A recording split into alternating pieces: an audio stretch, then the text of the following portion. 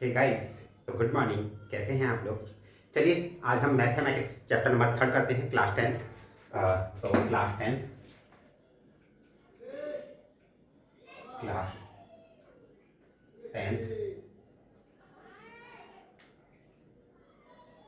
Chapter 3 बहुत आसान है। 2-3 पॉइंट हैं, बस उन्हीं का आधारित है पूरा चैप्टर, और इसी के बारे में बात करेंगे। देखिए, इसकी कुछ कंडीशन है। क्या कंडीशन है? पहले टाइप फर्स्ट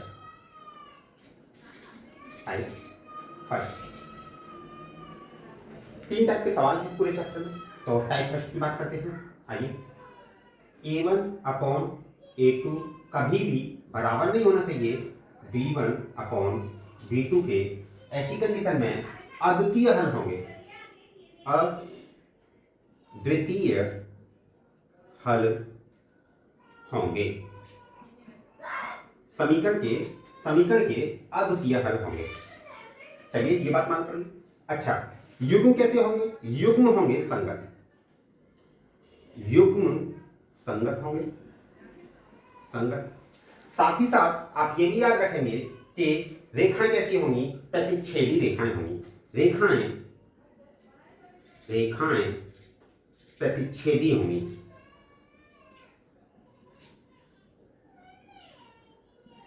रेखाएं कैसी होंगी? प्रतिच्छेदी होंगी।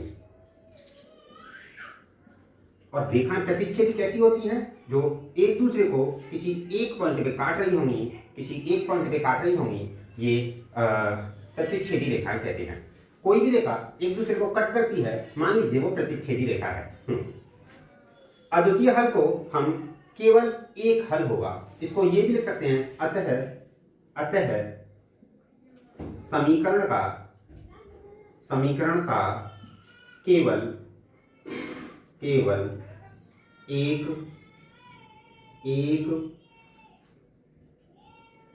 हल होगा। इन 4 बातों के अलावा कोई 5वीं बात नहीं आ सकती है। इस पॉइंट से केवल यही बात आ सकती है। अच्छा, समीकरण कौन कौन सी हो सकती हैं? A1x plus B1y plus C1 बराबर 0। ऐसे ही दूसरी समीकरण हो सकती है A2x plus B2y plus C2 बराबर 0। इसे समीकरण नंबर 1 मान लीजिए, समीकरण नंबर 2 मान लीजिए। इस समीकरण के ये हल हों। एक निष्कर्षण ये निकलेगा। चलिए दूसरे निष्कर्षण की बात करते हैं। अभी मैं इसे शॉर्ट में बताता हूं, पहले एक बार समझा दूं मैंने।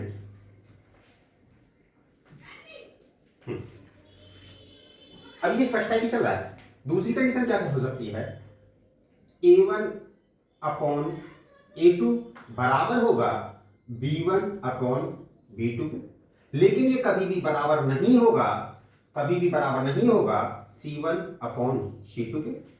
इससे पिछली कंडीशन में हमने देखा था A1/A2 कभी भी बराबर नहीं होगा B1/B2 के। अच्छा, C1/C2 के बारे में हमें कोई जानकारी प्राप्त नहीं है। क्या ये बात समझ में आई? चलिए, हाँ, इसकी बात करते हैं। यहां कंडीशन में क्या होगा? रेखाएं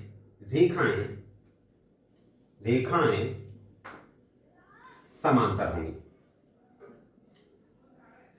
होंगी। युग्म कैसे होंगे? असंगत होंगे। युग्म असंगत होंगे। युग्म कैसे होंगे? असंगत होंगे। इसके साथ ही साथ रेखाएं समांतर होंगी, युग्म असंगत होंगे, और हल की बात करेंगे तो कोई हल नहीं होगा। कोई हल नहीं होगा। समीकरण का कोई हल नहीं होगा। क्या ये बात समझ में? ठीक है, ये 3 पॉइंट। अच्छा, इसमें रेखाएं समांतर कैसी होती हैं? आप रेखाएं समांतर ऐसे, ये रेखाएं कैसी हैं? समांतर। क्या ये दोनों रेखाएं कभी भी एक दूसरे से जाके कहीं पे मिलेंगी? नहीं, कभी नहीं मिलेंगी। पता नहीं कहाँ तक जा रही हैं, तो ये रेखाएं एक दूसरे को कभी भी कहीं पे नहीं मिलेंगी। चलिए ये बात समझ में आई। चलिए इसमें a1/a2 बराबर होगा b1/b2 के, लेकिन कभी भी बराबर नहीं होगा c1/c2 के। रेखाएं समांतर होंगी, युग्म असंगत होंगे और समीकरण का कोई भी हल नहीं होगा। इसके साथ एक और बात करते हैं, फिर तीनों को मैं एक साथ लेके दिखाता हूं। आइए, तीसरी कंडीशन क्या है, a1/a2 बराबर होंगे b1/b2 के बराबर होंगे c1/c2। यहां पे क्या क्या निष्कर्ष निकल सकते हैं, यहां पे भी 3 निष्कर्ष निकल सकते हैं। क्या क्या, रेखाएं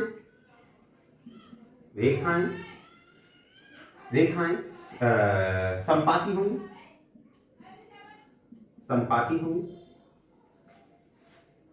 युग्म संगत होंगे और समीकरण के अनंत हल होंगे,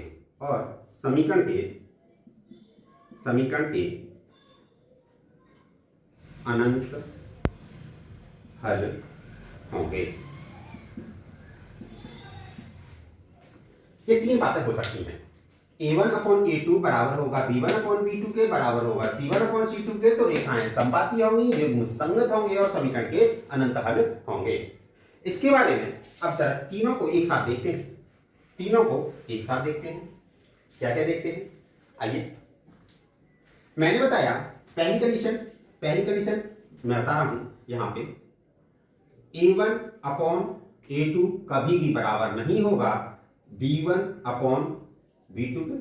दूसरी कंडीशन बताइए, a1/a2 बराबर होगा b1/b2 के, लेकिन कभी भी बराबर नहीं होगा c1/c2 के।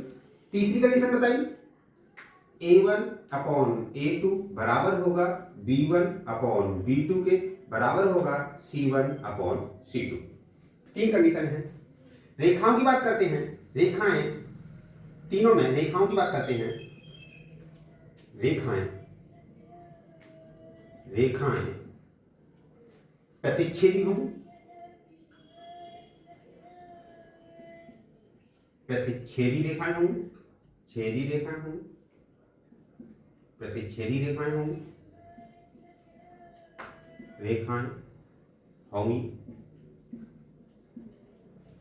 यहां पे बात करते हैं रेखाएं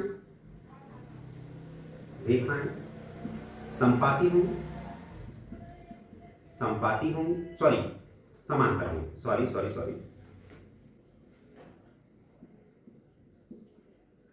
समांतर होंगी। यहां पे बात करते हैं रेखाएं संपाती होंगी,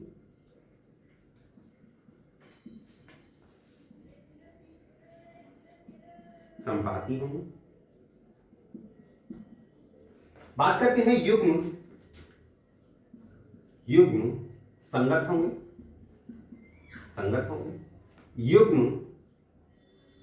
युग्म असंगत होंगे, और यहां पे युग्म संगत होंगे।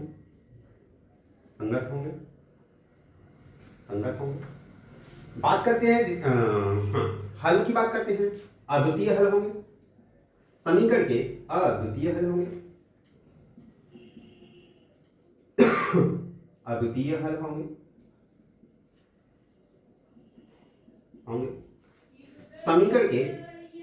समीकरण का कोई हल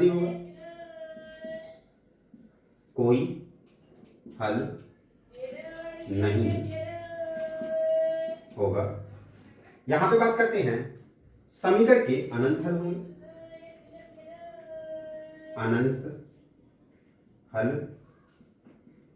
होंगे, अच्छा रेखाओं की बात करते हैं। पहले पॉइंट में बात करते हैं, यहाँ पे पहले पॉइंट की बात करते हैं, जगह नहीं है, चलो मैं क्या यहाँ पे बता दूं, चलो यहाँ बता देता हूँ।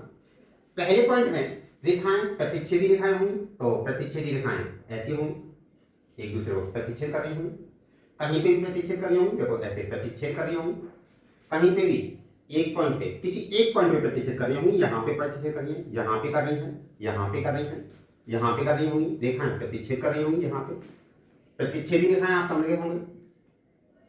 रेखाएं समांतर होंगी, समांतर रेखाएं ऐसे होती हैं जो कभी एक दूसरे को ना मिले, एक दूसरे से, जो कभी भी एक दूसरे से ना मिले, समांतर रेखाएं होंगी, समांतर रेखाएं होंगी, समांतर रेखाएं होंगी।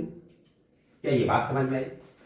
संपाती रेखाओं का मामला है कि एक रेखा ये है और इसी के ऊपर एक दूसरी रेखा है, ये इस तरीके से, ये इस तरीके से। एक बार फिर से बताता हूं, एक रेखा ये है और इसी के ऊपर एक रेखा फिर से है, संपाती रेखा। संपाती को आप एक और तरीके से समझ सकते हैं, जब घड़ी में एग्जैक्टली 12 बजते हैं तो सारी सुइयां एक ही बिंदु पर होती हैं, 12 पे होती हैं। उस कंडीशन में भी आप रेखाएं संपाती होंगी। ठीक है, मैंने बोला युग्म संगत होंगे। क्या ये दोनों रेखाएं संग हैं? तो युग्म संगत होंगे। क्या ये दोनों रेखाएं एक दूसरे के संग हैं? नहीं है, तो युग्म असंगत होंगे। क्या ये दोनों रेखाएं एक दूसरे के संग हैं? हाँ, तो युग्म संगत होंगे। चलिए, अद्वितीय हल होंगे का मतलब है केवल एक हल होगा, केवल यहां पे लिख देता हूं, केवल एक हल होगा। अद्वितीय हल का मतलब है केवल एक हल होगा। क्या एक बिंदु पे कट कर रही है? हाँ। क्या एक बिंदु पे कट कर रही है? हाँ। क्या एक बिंदु पे कट कर रही है? हाँ। क्या एक बिंदु पे कट कर रही है? हाँ। क्या एक बिंदु पे कट कर रही है? हाँ। केवल एक हल होगा। क्या रेखाएं कहीं पे भी कट कर रही हैं एक दूसरे को? नहीं। तो युग्म कैसे होंगे? असंगत। जब संग है ही नहीं है रेखाएं, जब साथ में ही नहीं है, तो युग्म संगत कैसे हो सकते हैं? तो क्या कोई हल होगा? नहीं। जब संगत ही नहीं है तो कोई हल होगा ही नहीं, जब संगत ही नहीं है तो कोई भी हल नहीं होगा। यहां पे रेखाएं संपाती होंगी, मतलब युग्म संगत होंगे, रेखाएं दोनों एक दूसरे के साथ हैं, यहाँ पे भी मिल सकती है, यहाँ पे, यहाँ पे, यहाँ पे, यहाँ पे, यहाँ पे, यहाँ पे, यहाँ पे, मतलब कितने भी, मतलब है तो संग है ना, तो कितने हल होंगे? अनंत हल होंगे। क्या ये पॉइंट आपको क्लियर हुआ? इस पे आधारित मैं आपको सवाल कराने वाला हूँ। अब सवाल करते हैं इस पे आधारित। चलिए, मुझे लगता है कॉन्सेप्ट आपके समझ में आ गया होगा, कॉन्सेप्ट आपके समझ में आ गया होगा। मैंने 10 मिनट, 15 मिनट, 10-12 मिनट आपकी कॉन्सेप्ट में खत्म कर दी। कोई बात नहीं, अब सवाल आसानी से हो जाएंगे, कोई सा भी सवाल हो अब आसानी से सवाल हो जाएंगे। चलिए, अब सवाल करते हैं। अभी ये टाइप फर्स्ट चल रहा है, इसमें 3 प्रकार के सवाल हैं पूरे चैप्टर में, केवल 3 प्रकार के सवाल हैं। इन सवाल को करते हैं आसानी। अब सवाल तो हो ही जाएंगे, अगर कॉन्सेप्ट क्लियर है आपका, अगर कॉन्सेप्ट क्लियर है आपका तो सवाल तो हो ही जाने हैं, इसमें कोई दो राय नहीं है। समीकरण नंबर 1 और समीकरण नंबर 2। चलिए सवाल की बात करते हैं। पहले सवाल की लेते हैं, पहले सवाल को ले लेते हैं। आइए, 5x + 2y = 16। 5x + 2y = 16। दूसरी समीकरण है 7x - 4y = 2। 7x - 4y = 2। क्या इनको संख्याओं को अंदर ला सकते हैं बराबर के इधर? जब भी कोई संख्या बराबर की दूसरी साइड में हो, उसको दूसरी साइड में ले जाना हो तो चिन्ह बदलते हैं जरूर, ये बात ध्यान रखना। कोई भी संख्या हो बराबर की, चाहे किधर भी हो, चाहे इधर हो चाहे इधर हो, अगर संख्या को दूसरी साइड में ले जाते हैं, अगर दूसरी साइड में ले जाते हैं तो चिन्ह जरूर बदलेंगे। आइए इसको लेके आते हैं, इसको इधर लेके आते हैं। आप ये चिन्ह लगाना, तीर लगाना मत भूलिएगा। तीर ये पहचान बताता है कि हाँ संख्या दूसरी साइड में जा रही है, तो मतलब चिन्ह बदलेगा। मान लीजिए 5x + 2y - 16 = 0। दूसरी समीकरण 7x - 4y - 2 = 0। आइए कंडीशन लगाते हैं, कंडीशन लगाते हैं। a1/a2 = b1/b2 = c1/c2। देखिए 5/7 = 2/4, लेकिन ये 4 माइनस का है, विद साइन लेना है, विद साइन लेना है, विद चिन्ह लेना है, बराबर यहां पे आएगा -16/-2। माइनस से यहां तो माइनस कट गया, यहां पे आया 8, यहां पे आया 1/2 माइनस का, और यहाँ पे 5/7। तो जब ये पहले ही मैच नहीं कर रहे हैं, यहाँ आया 5/7 बराबर -1/2, क्या एक दूसरे के बराबर हैं? आप कहेंगे नहीं। तो रेखाएं कैसी होंगी? रेखाएं प्रतिच्छेदी होंगी, प्रतिच्छेदी होंगी। युग्म कैसे होंगे? युग्म की बात करते हैं, युग्म संगत होंगे, संगत होंगे। इसी के साथ हम बात करते हैं ये और अद्वितीय हल होंगे। हल समीकरण के अद्वितीय हल होंगे। क्या ये बात समझ में आई? हमने सारी चीजें जो पूछ रहा था वो हम सारी चीजें बता दी। रेखाएं प्रतिच्छेदी होंगी, युग्म संगत होंगे, समीकरण के अद्वितीय हल होंगे, या केवल, या यहाँ पे लिख सकते हैं, या समीकरण का केवल एक हल होगा, या समीकरण का केवल एक हल होगा। अच्छा, बात करेंगे। देखिए, प्रतिच्छेदी रेखाएं तो ये होती हैं, तो कोई सी भी समीकरण को, कोई सा भी मान लीजिए, ये वाली समीकरण मान लीजिए, ये वाली समीकरण है ये 5x + 2y = 16, 5x + 2y = 16, और इस समीकरण को मान लीजिए, क्या मानेंगे, ये दिया है 7x - 4y = 2, और एक बिंदु पे जाके कट करनी है। तो क्या ये मेरी बात समझ में आई आपकी? अब आसानी से पूरा सवाल हो गया। चलिए अगले सवाल की ओर बात करते हैं। ऐसे ही सवाल है इस पूरे चैप्टर में, बहुत आसान सवाल है। ये मैं फर्स्ट टाइप करा रहा हूं, इसके बाद में अगले टाइप चलेंगे। चलिए, तो क्या ये बातें समझ में आ रही हैं आपकी? आसानी से समझ में आ रही होंगी। अगला सवाल दिया है 5x + 2y = 16, 5x + 2y = 16। इसी के साथ में दिया है 3x + 5/6y = 2, 3x + 5/6y = 2। जब भी आपके सामने बटे में संख्या हो, आप याद रखेंगे, अगर बटे में संख्या है तो आप क्या करेंगे, उस संख्या से पूरी समीकरण में गुणा कर देंगे। एक बार मैं करके दिखा रहा हूं, उसके बाद हम डायरेक्टली क्या करेंगे। तो नीचे बटे में कितना है, 6, तो 6 से पूरी समीकरण में गुणा कर दीजिए।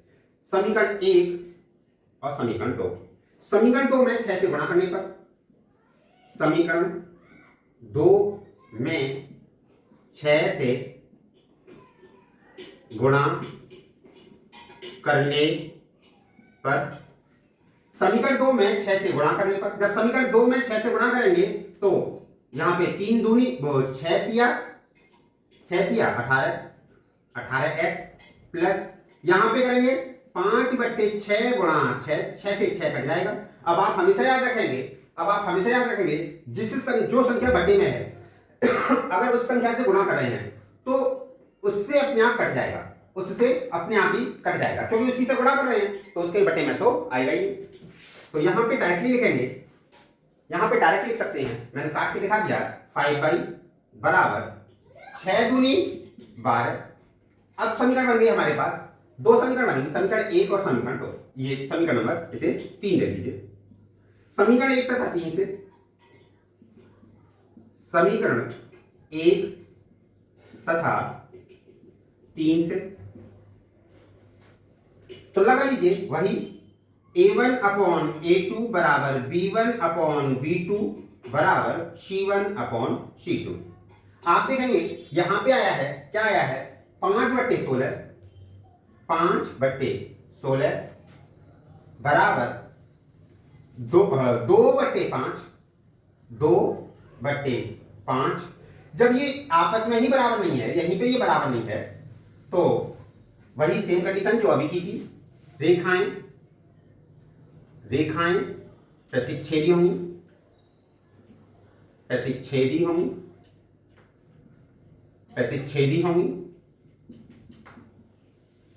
समीकरण के केवल मतलब अद्वितीय हल होंगे, केवल एक हल होगा। समीकरण के अद्वितीय हल होंगे, अद्वितीय हल होंगे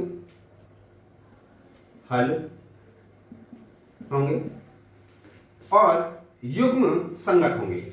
युग्म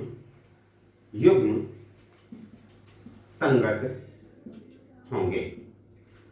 क्या मेरी बात समझ में आई? अच्छा, वही रेखाएं प्रतिच्छेदी रेखाएं होंगी। प्रतिच्छेदी रेखाएं तो ये होती है। क्या मेरी बात समझ में आई? चलिए अगले सवाल की ओर चलते हैं। मुझे उम्मीद है ये सवाल समझ में आया होगा आपके। आप फास्ट मोड पे लगा करके आराम से देख सकते हैं इस वीडियो को। आपको जब भी रिवीजन करना हो चैप्टर 3 बाय प्रदीप सर डाल देना, है ना, पीडी क्लासेस 498 डाल देना, तो आ जाएगी वीडियो और फास्ट मोड पे लगा करके आराम से आप देख सकते हैं।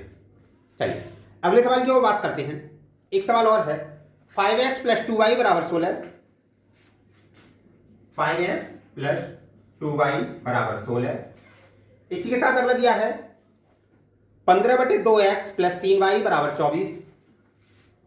15/2x + 3y = 24। 3y = 24। आप क्या करेंगे, मैंने अभी बताया था, जब भी बटे में संख्या हो तो उस संख्या से पूरी समीकरण में गुणा करेंगे। तो समीकरण नंबर 1 और समीकरण नंबर 2, समीकरण 2 में 2 से गुणा करने पर, समीकरण 2 में 2 से गुणा करने पर, जब समीकरण 2 में 2 से गुणा करेंगे तो इसमें से 2 कट जाएगा, यहां बचेगा 15x + 2 दिया 6y बराबर, यह आ जाएगा 24 दूनी 48। 24 दूनी 48। समीकरण 3, समीकरण 1 तथा 3 से तुलना करने पर, समीकरण 1 तथा 3 से तुलना करने पर, समीकरण तुलना कैसे करेंगे भाई? a1/a2 बराबर होगा b1/b2 बराबर होगा c1/c2। जब a1/a2 बराबर b1/b2 बराबर c1/c2 वैल्यू रख दीजिए 5/15, 5/15, ठीक है, बराबर 2/6 बराबर 16/48। 16/48। इधर लाने की आवश्यकता नहीं थी, हम बराबर से डायरेक्टली लिख सकते हैं। तो ये एक बार और ये 3 बार, ये एक बार ये 3 बार, 16 एकम 16, 16 तिया 48। ये आया आपका, क्या आया? 1/3 बराबर 1/3 बराबर 1/3। तो ये तीसरी कंडीशन आ गई, आपने देखा तीसरी कंडीशन आ गई, क्या आ गई? a1/a2 बराबर b1/b2 बराबर c1/c2। तीसरी कंडीशन आ गई। तो रेखाएं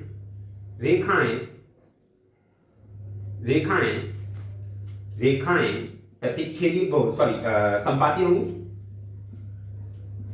होंगी। युग्म अनंत होंगे। युग्म कैसे होंगे? संगत होंगे। युग्म संगत होंगे और हल अनंत होंगे। समीकरण के अनंत हल होंगे। अच्छा, रेखा चित्र कैसे बनेगा? इस तरीके से। संपाती रेखाओं के लिए तो ये संपाती होनी चाहिए, इसी पे लाइन पे होनी चाहिए, इस तरीके से होना चाहिए।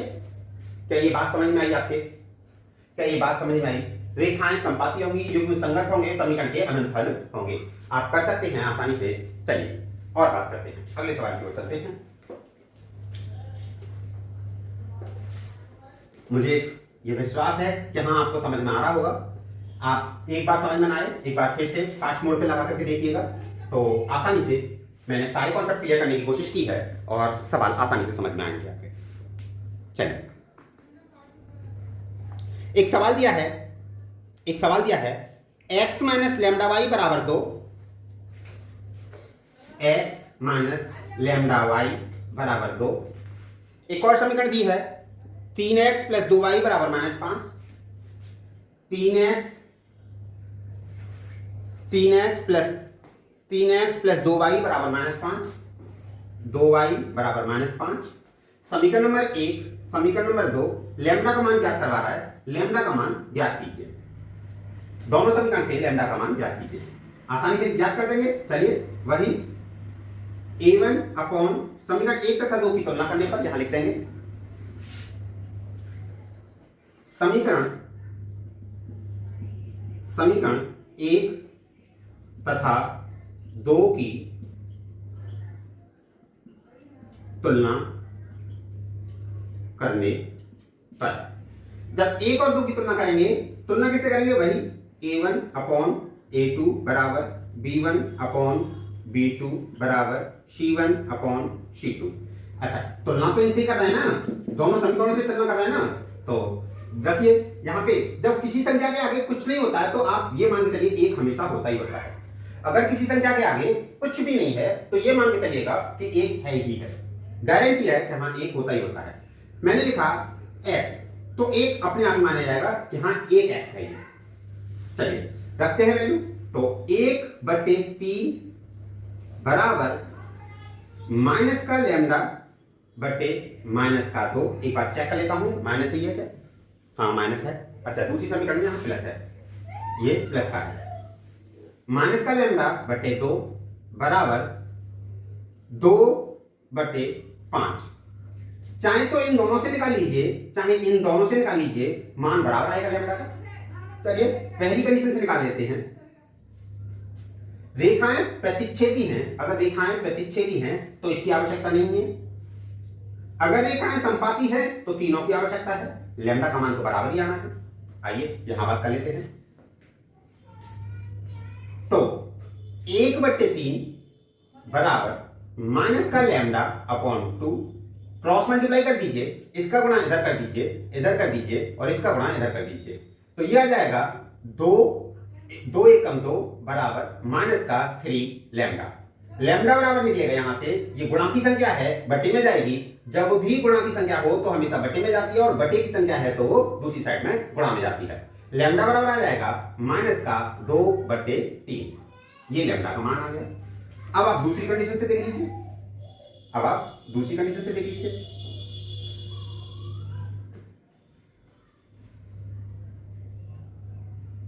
अच्छा, यहां पे क्या है, उसने सवाल में केवल प्रतिच्छेदी रेखाओं के लिए बोला है, तो उसने कहा है समीकरण के अद्वितीय हल होंगे, इसलिए ये कंडीशन लेने की आवश्यकता नहीं है, क्योंकि यहां पे तो लैम्डा के मान अलग अलग आ जाएंगे। अद्वितीय हल के लिए कंडीशन ये होती है। कंडीशन क्या है? अद्वितीय हल होंगे, अद्वितीय हल होंगे, तब लैम्डा का मान ज्ञात कीजिए। इस कंडीशन में लैम्डा का मान ज्ञात करवाना है। अगर समीकरण के अद्वितीय हल हैं तो लैम्डा का मान ज्ञात कीजिए। अद्वितीय हल के लिए तो केवल एक यही कंडीशन है, ये not equal to, not equal to, not equal to, not equal to, not equal to, not equal to. अतः लैम्डा बराबर माइनस का 2/3 को छोड़कर प्रत्येक मान के लिए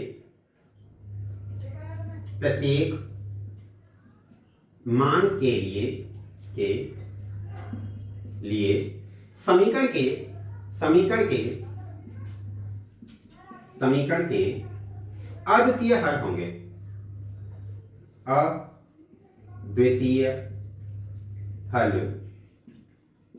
होंगे। क्योंकि जैसे ही लैम्डा बराबर माइनस का 2/3 रख देंगे तो कंडीशन क्या होगी, मैं रख के दिखाता हूं, एक बार मैं यहां करके दिखाता हूं। जैसे ही लैम्डा बराबर माइनस का 2/3 रखेंगे, कंडीशन क्या है, ये है 1/3 नॉट इक्वल टू, कभी बराबर नहीं होना चाहिए, माइनस का लैम्डा बटे 2। आपने क्या किया, लैम्डा बराबर आया है आपका माइनस का 2/3, तो 1/3 बराबर नॉट इक्वल टू माइनस का, एक माइनस तो है ही है, माइनस का 2/3 बटे 2। जो संख्या सिंगल होती है उसके बटे 1 करते हैं, तो सिंगल संख्या तो ये है तो इसके बटे 1 कर लीजिए। ये माइनस माइनस क्या करेगा, इसको प्लस बना देगा। पहली और तीसरी काट सकते हैं, दूसरी और चौथी काट सकते हैं, दूसरी और चौथी काट सकते हैं, और पहली और तीसरी काट सकते हैं अगर कट रही है तो 2 से 2 कट जाएगा। कितनी बार, एक बार। अब इसका गुणा 1 में करेंगे तो 1 ही आएगा। 1/3 बराबर नहीं होना चाहिए 1/3 के, लेकिन ये तो बराबर है, अतः कंडीशन फेल हो जाएगी। इसीलिए कहा गया है लैम्डा बराबर माइनस है 2/3 को छोड़कर प्रत्येक मान के लिए समीकरण के अद्वितीय हल होंगे। क्या ये बात समझ में आई? मैं आपको समझा पाया क्या? चलिए अगले सवाल की ओर बात करते हैं। अगले सवाल की ओर बात करते हैं। एक अच्छा सवाल था।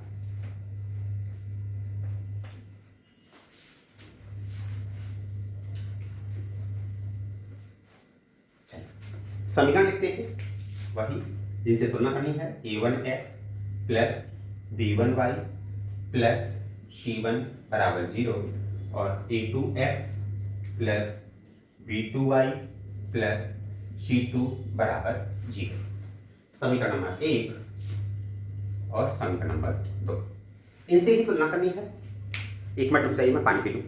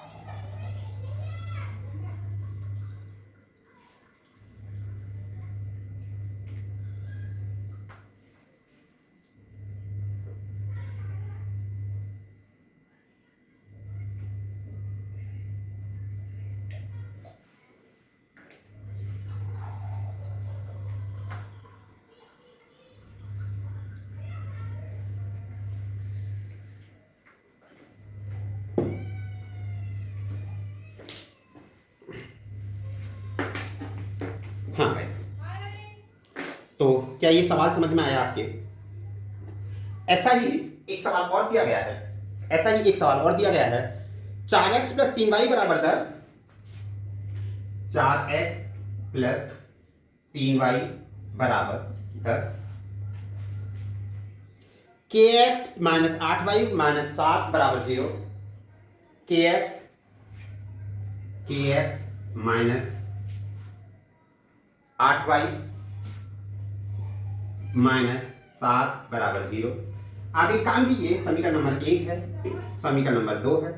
एक काम कीजिए, इस 10 को इधर ले आइए, तो 4x प्लस 3y माइनस 10 बराबर 0। मैंने आपको बताया था जब एक संख्या दूसरी साइड में जाती है तो चिन्ह जरूर बदलेगा, मतलब बदलेगा तो बदलेगा। आइए समीकरण नंबर से 3 दे दीजिए। समीकरण 2 तथा 3 से, समीकरण 2 तथा 3 से तुलना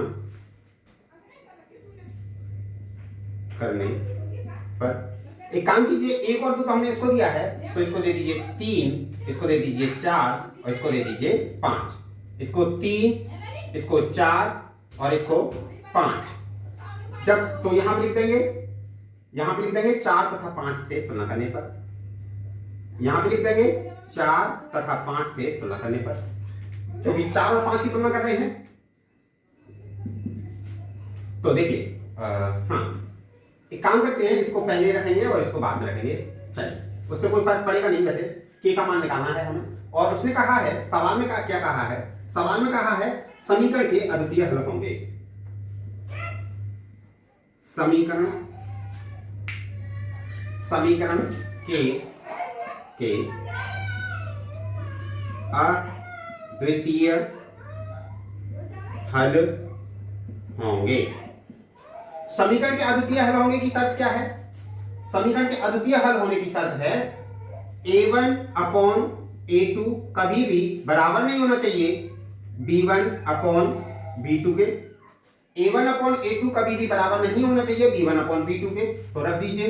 तो रख दीजिए, क्या रखेंगे? 4 बटे x, 4 बटे x कभी भी बराबर नहीं होना चाहिए 3 बटे माइनस का 8। क्रॉस मल्टीप्लाई करेंगे तो ये आ जाएगा 4 8 32, यहां आ जाएगा ये मतलब 3x 3x बराबर 8 चौक माइनस का 32। क्या ये बात समझ में आई? यहां करते हैं तो x बराबर आ जाएगा माइनस का 32/3, माइनस का 32/3, यही है ना 4/k। अच्छा, वो एक ही बात है, x रखने की जरूरत नहीं है, k आएगा, k का मान निकालना है k, तो यहां पे आ जाएगा k तो और 3/-8, ठीक है, 8 चौक 32 और ठीक है। यहां पे अतः ये कभी भी बराबर नहीं होना चाहिए। अतः k बराबर माइनस का 32/3 को छोड़कर अन्य सभी मानों के लिए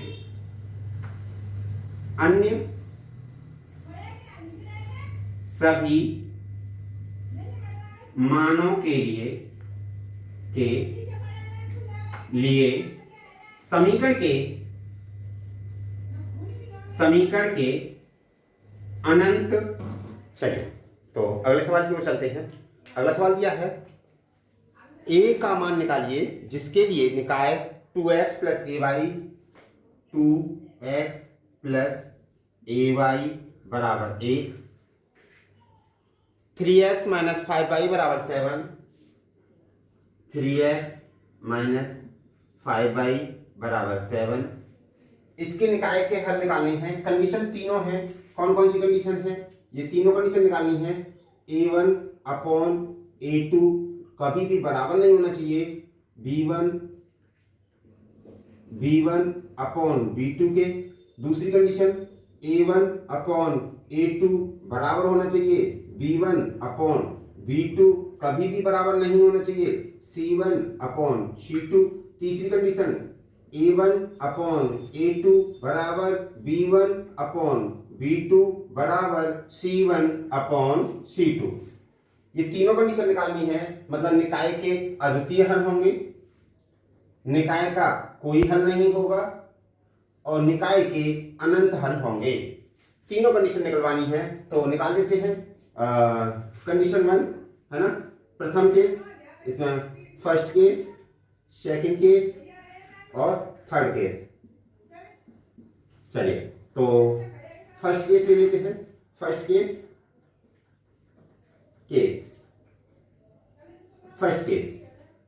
तो इसमें क्या करते हैं, निकाय के अद्वितीय हल होने की शर्त, निकाय या समीकरण के अद्वितीय हल होंगे, अद्वितीय हल होंगे। तो क्या होगा? पहली वाली केस, पहला वाला कंडीशन, a1/a2 कभी भी बराबर नहीं होना चाहिए b1/b2 के, ये कभी भी बराबर नहीं होना चाहिए। तो तुलना कीजिए, यहां पे तुलना करेंगे तो 2/3 कभी भी बराबर नहीं होना चाहिए a/-5। तो यहां पे क्रॉस मल्टीप्लाई करेंगे, 5 दूनी 10 और a बराबर आ जाएगा, यहां से a कभी भी बराबर नहीं होना चाहिए माइनस का 5 दूनी 10/3। तो यहां लिख देंगे अतः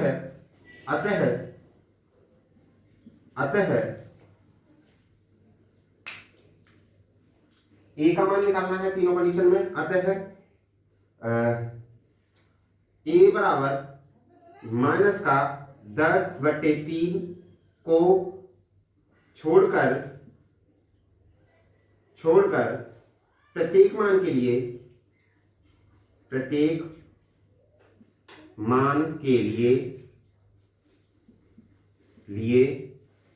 समीकरण के पांचजनदेव के अद्वितीय हल होंगे, अद्वितीय हल होंगे।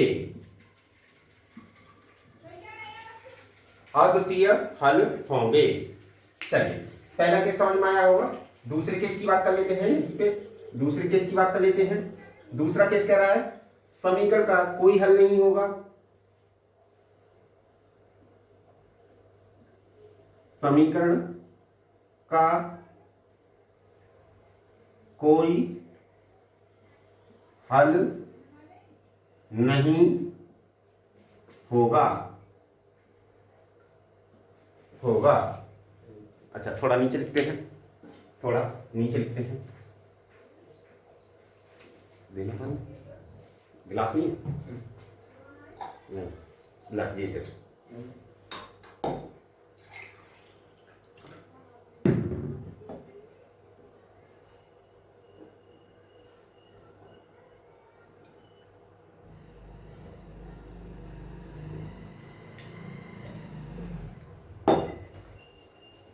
हाँ तो यहां पे बात करते हैं समीकरण का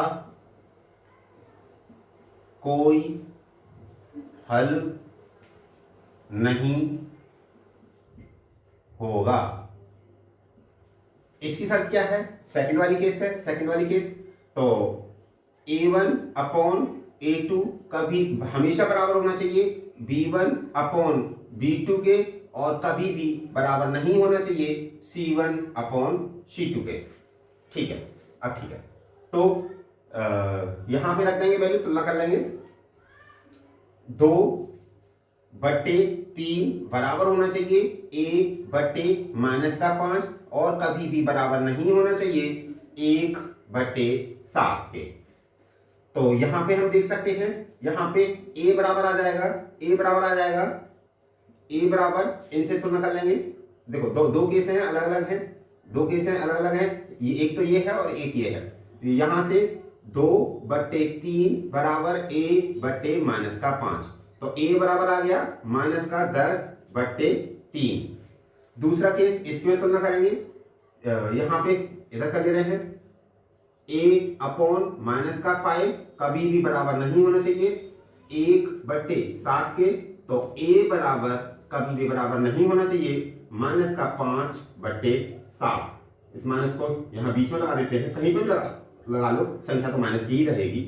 तो ये आ गया, ठीक है। तो यहां लिख सकते हैं अतः अतः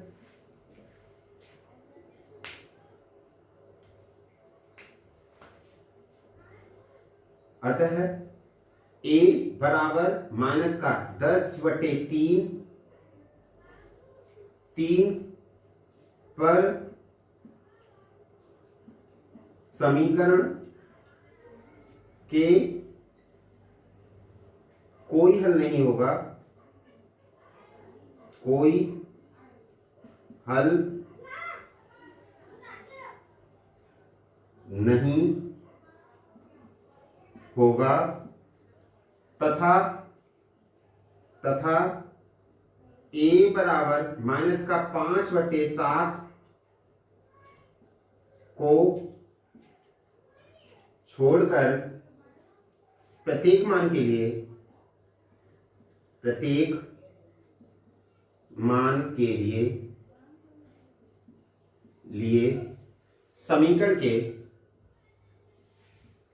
समीकरण का कोई हल नहीं होगा।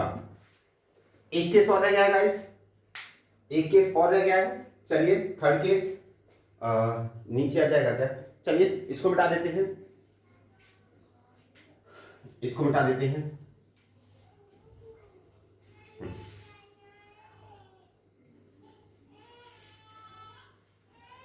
इसको मिटा देते हैं। एक केस और रह गया है ये वाला।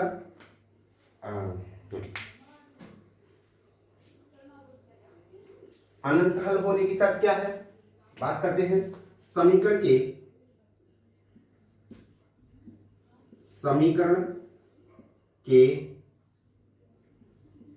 अनंत हल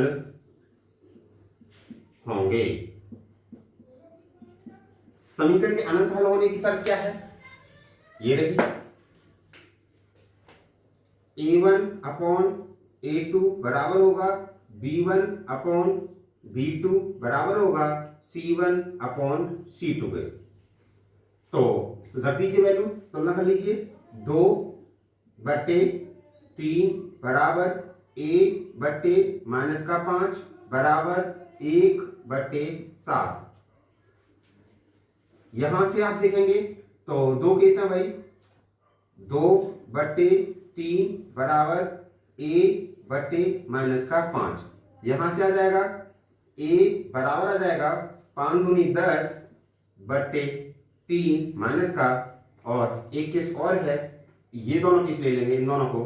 तो A/-5 बराबर 1/7। तो A बराबर आ जाएगा माइनस के 5/7। तो यहां लिख देंगे, क्या लिख देंगे? अतः A बराबर माइनस का 10/3 तथा A बराबर माइनस का 5/7 पर समीकरण के अनंत हल होंगे। अनंत हल होंगे। मुझे उम्मीद है गाइस ये आपको समझ में आया होगा। मैंने कोशिश की है आपको अच्छे से समझाने की। और देखते हैं, एक सवाल और है इसमें, एक सवाल और है।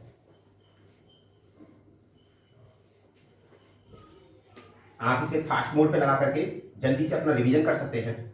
मैंने हर एक कॉन्सेप्ट क्लियर करने की कोशिश की है। मैंने आपको हर एक कॉन्सेप्ट क्लियर करने की कोशिश की है। अभी ये फर्स्ट टाइप चल रहा है, और सेकंड टाइप और थर्ड टाइप मैं अगली वीडियो में डालूंगा। इस वीडियो में हो नहीं पाएगा, ये वीडियो बहुत लंबी हो जाएगी। अभी तो एक्सरसाइज कराना बाकी है, एक्सरसाइज भी कराऊंगा मैं आप लोगों को। चलिए फिर से एक बार इक्वेशन लिख देते हैं। तो इक्वेशन बोल दीजिए जरा। A1x plus B1y plus C1 बराबर 0, A2x plus B2y plus C2 बराबर 0। तो इनसे ही तुलना करनी है। अगला कह रहा है P के किस मान के लिए समीकरण के युग्म अद्वितीय हल होंगे? युग्मों का एक हल अद्वितीय होगा। अद्वितीय हलों की बात कर रहे हैं तो कोई बात नहीं है।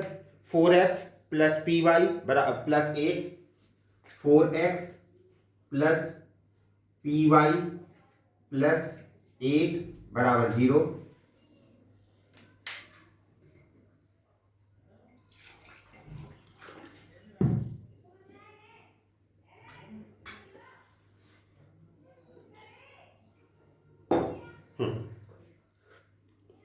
दो एक्स प्लस 2y प्लस 2 बराबर 0।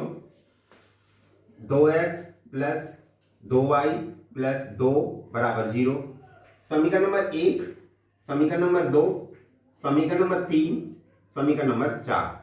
समीकरण 3 तथा 4 की समीकरण 1 तथा 2 से तुलना करने पर समीकरण 3 तथा समीकरण 4 की समीकरण 1 तथा 2 से तुलना करने पर, जब तुलना करेंगे आप तो वही रिजल्ट अद्वितीय हल होने के लिए अद्वितीय हल होंगे। अद्वितीय हल होने की शर्त क्या है? वही A1 अपॉन A2 कभी भी बराबर नहीं होना चाहिए B1 अपॉन B2 के। तो आप वैल्यू रख दीजिए 4/2 कभी भी बराबर नहीं होना चाहिए P/2। आप देख सकते हैं 2 से 2 कट जाएगा, तो यहां आ जाएगा P कभी भी बराबर नहीं होना चाहिए 4 के। तो आप यहां लिख सकते हैं, क्या लिख सकते हैं? अतः अतः p बराबर 4 को छोड़कर समीकरण के प्रत्येक मान के लिए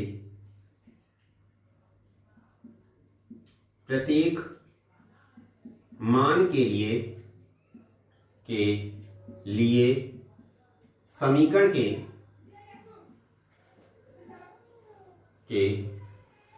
अद्वितीय हल होंगे। अद्वितीय हल होंगे। चलिए गाइस, एक सवाल और है, उसे और करते हैं। एक लास्ट क्वेश्चन और है इसमें।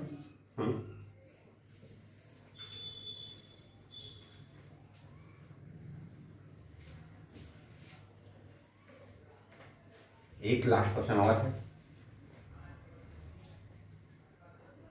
के एक्स के किस मान के लिए रैखिक समीकरण युग्म के अनेक हल होंगे। अनेक हल होने के लिए क्या शर्त है? चलिए, के x plus 3y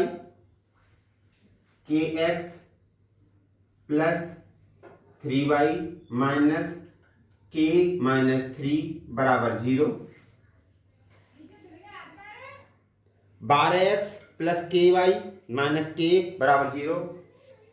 12x plus के वाई माइनस के बराबर 0। शर्त क्या है? समीकरण के अनंत हल होंगे। समीकरण के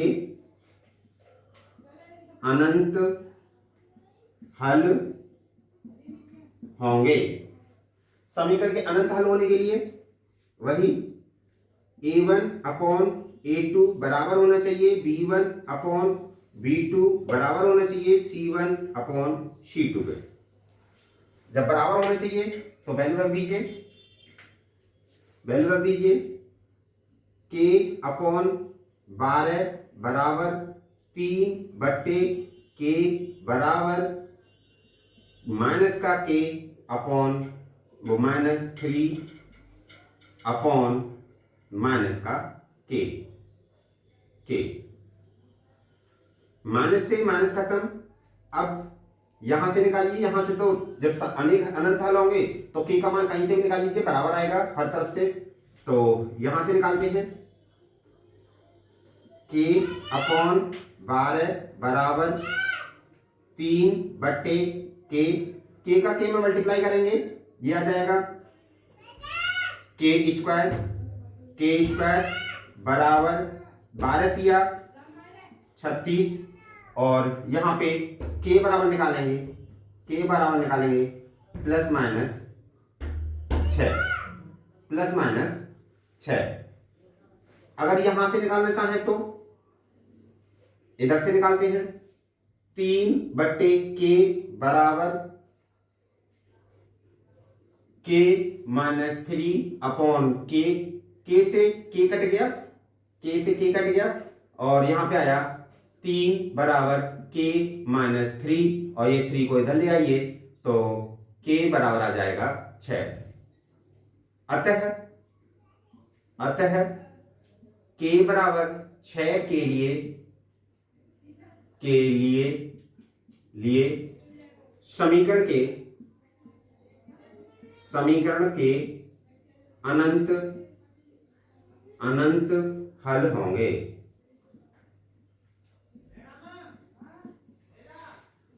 ठीक है गाइस, आज मैंने बहुत सारे क्वेश्चन कराने की कोशिश की और अगला टाइप हम अगली एक्सरसाइज में करेंगे, अगली वीडियो में। और आप लोग थोड़ा सपोर्ट कीजिए, सब्सक्राइब कीजिए, शेयर कीजिए सब लोगों को, है ना। और बेल आइकन जरूर दबा लेना, जिससे कि मेरा नोटिफिकेशन आपके पास तुरंत पहुंचे और आप कोई भी वीडियो को मिस ना कर पाए। Thank you guys.